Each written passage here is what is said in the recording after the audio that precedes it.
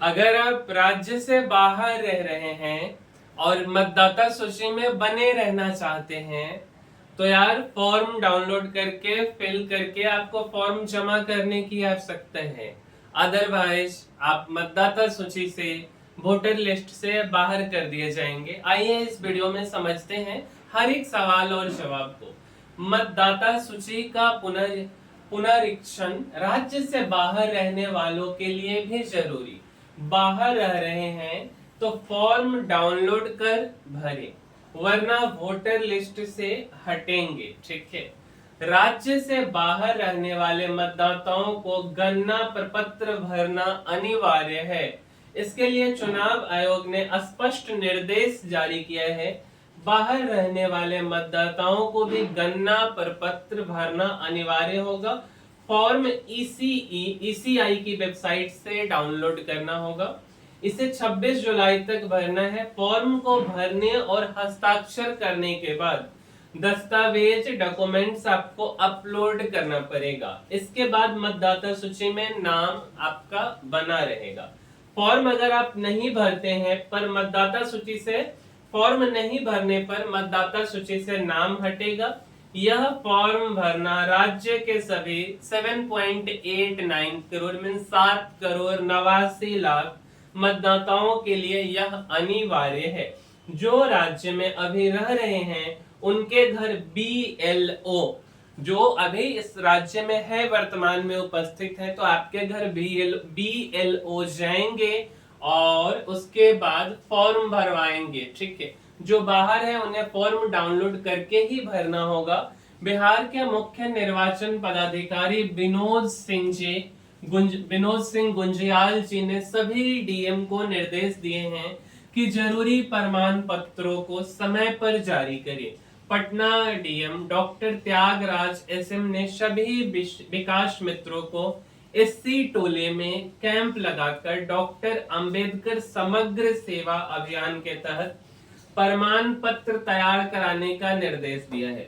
पटना जिला सांख्यिकी पदाधिकारी सभी सीओ, सभी पंचायत सचिव सह जन्म मृत्यु रजिस्ट्रार को ससमय प्रमाण पत्र उपलब्ध कराने का निर्देश दिया है। 2003 की सूची में नाम है तो क्या है ना। देखिए, बिहार के मुख्य निर्वाचन पदाधिकारी विनोद सिंह गुंजियाल ने कहा कि वर्ष 2003 में गहन मतदाता पुनरीक्षण हुआ था। इस दौरान मतदाताओं की संख्या 4 करोड़ 49 लाख थे।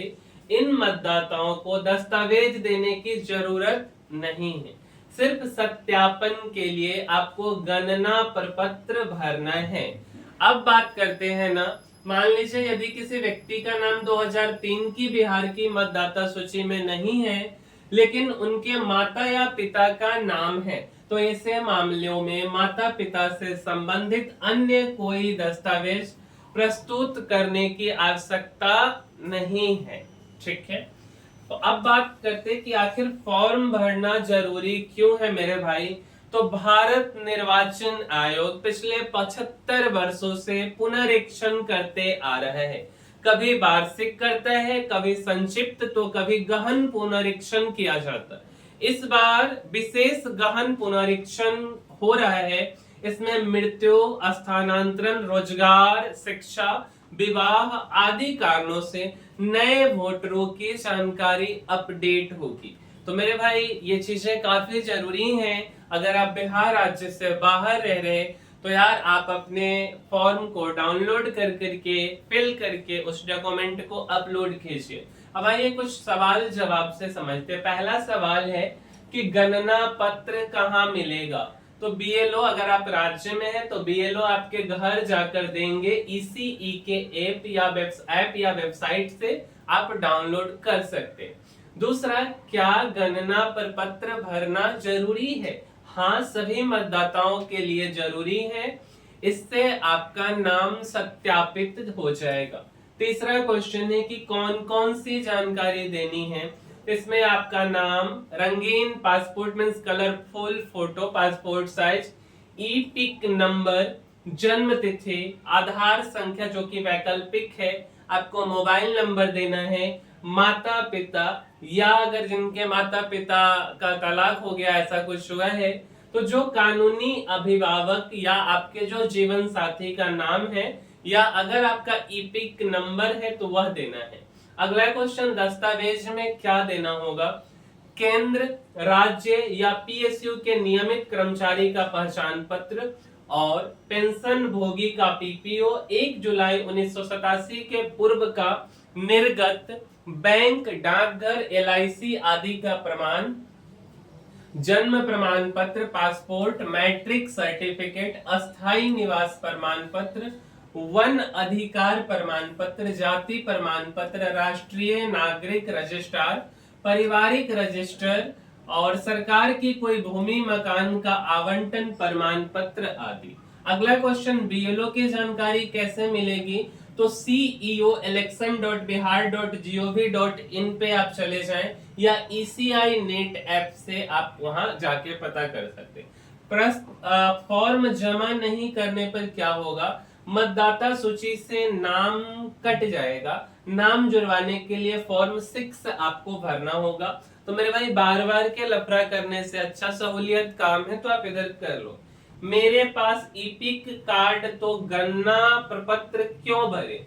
आपका नाम मतदाता सूची में है, लेकिन इसे सत्यापित करने के लिए आपको फॉर्म भरने की जरूरी है कि भाई आप एट प्रेजेंट हो ना, कि कुछ फ्रॉड व्रॉड तो नहीं कर रहे। अगला क्वेश्चन की जन्म तिथि के अनुसार कौन सा दस्तावेज जमा करें? 1 जुलाई 1987 से पहले अगर आपका जन्म हुआ है तो जन्म प्रमाण पत्र अनिवार्य है।